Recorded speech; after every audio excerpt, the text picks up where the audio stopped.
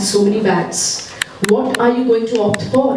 Not all the myths can be relevant, but you cannot do without them because they are a part and parcel of your life. So it's better to filter in the right things and go ahead with the best of things that can make you. But Willy Loman was a character who denied all the nationality that is required for us to make the best of us. I basically selected this play because you all can relate to a person who's a common man, right? His character unfolds absolutely the psychodynamics of myth.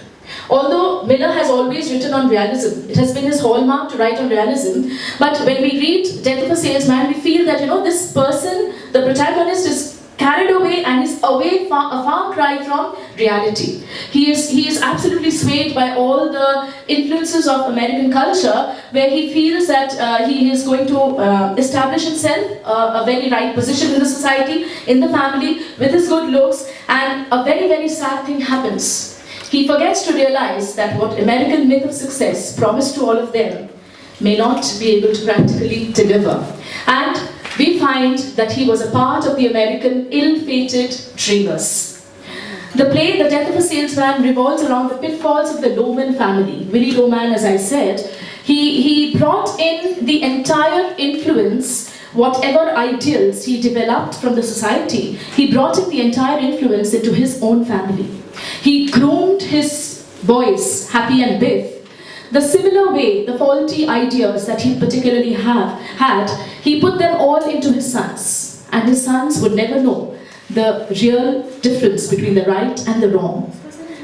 He was married to a very beautiful lady, Linda, and who bore him wonderful children. And for Willy, at that particular moment, that was the best of the world that he could get, because he always concentrated on everything that was external. Carried away by the myth of American literature, he believed that his sons would be tremendously successful, and he started believing that he himself was a successful salesman, and he felt that the whole world would be running behind the Loman family, and this is the Loman myth.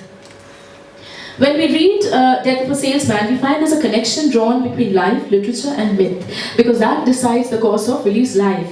And you know what? He's very triumphant. He triumphantly passes on his faulty secret success of mantra to his sons and wife, and he's not a bit unhappy at that moment, because he feels that he is probably doing the right thing. When you know that you're doing the right thing, there is no cause of distress at all. And the greatest distress in life is not to know that you're doing the wrong thing. So Willy's dreams were all based on myths of success. He was a staunch believer of the American myth that a person can scale glorious heights by means of personal attractiveness, initiative, poise, and contacts. Sadly, our set of attitude, our behavior stems from our society and the motivational forces.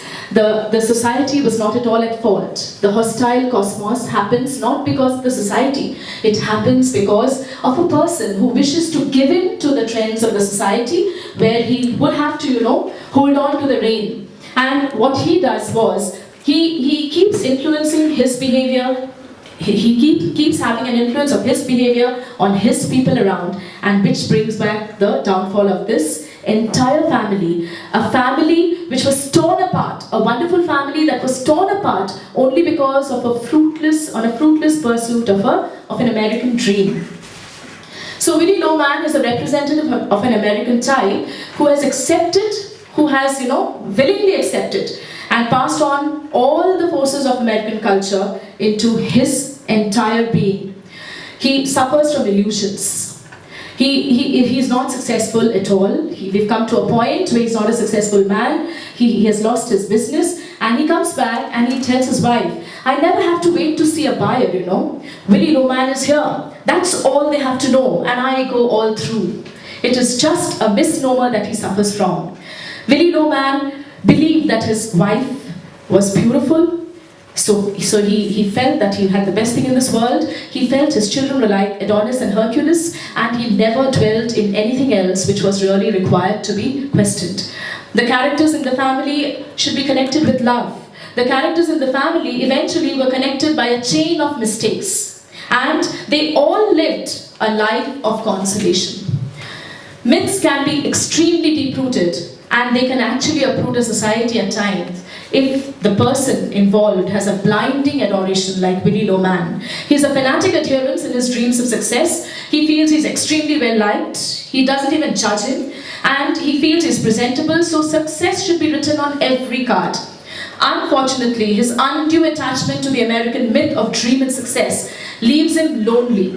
And he explores and observes to find that if success was phenomenal, it was in his friend Charlie, who was ordinary and plain looking. Nobody liked him. If success was a big thing, a big chapter, it was his brother Ben, who was absolutely an ordinary man and never involved in wishful thinking like him.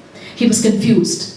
The central issue of the play is the struggle of the individual attempting to gain the rightful position in society. And Willy Loman upsets the entire social equilibrium by enforcing the exaggerated demands of an inflated ego. He never sat down to have an introspection. Had he done that, Willy Loman would have been a perfect American, a successful man. It is about an individual who so unreasonably embraced false ideas. And Miller says, Willy went wrong because he was always selling himself. In this mammon-worshipping society, Willy lives constantly under illusion. He maintains his faith till the end with tenacity, and he feels that it was heroic, although it was really short of it. We find myth reflecting American milieu. The psychodynamics of myth takes a spiraling turn and shows how it affected the entire Loman family. There were behavioral manifestations happening in the children too. Biff and Happy grew under a camouflaged influence of their father, wherein they were encouraged to believe that they were always the best and nothing wrong could ever touch them. Even when they were stealing, even when they were not studying, even when they were not making their grades, they were encouraged because he believed that academics, it has nothing to do with professional success. They were generously pampered by false praises and developed a faulty self-esteem. The sons were disillusioned when they came out to the outer world. They were unable to adjust to the outer world where they felt very superior and they found themselves at the end very inferior to the rest of them. His fashions in life were absolutely incorrect, but he had this wonderful feeling that he was liked, he was loved, he was respected. Sadly so, the entire illusion had to shatter. Like every myth which is not relevant has to be taken care of. Here we are. They started feeling that Willy is a demigod and that he is very successful. He conceals his failures in front of the children. They grow up to be pompous, defiant, and sadly insensitive. Biff uses a punching bag where he's got a signature of a champion boxer's name branded there. And he flaunts around that bag without even knowing the nuances of boxing. I mean, the main thing was not taken care of. He wouldn't know how to really win a boxing championship, but he flaunted about the bag that he would carry.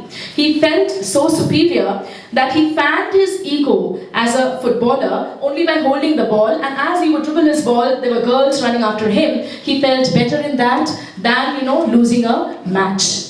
He had a wonderful friend in Bernard who warned him about his grades, but he believed that Bernard was not liked. If Bernard was not liked, his grades were not of any use. That is what he believed because it was his father's false ideologies that had permeated into him and made him similar as his father, a failure in life.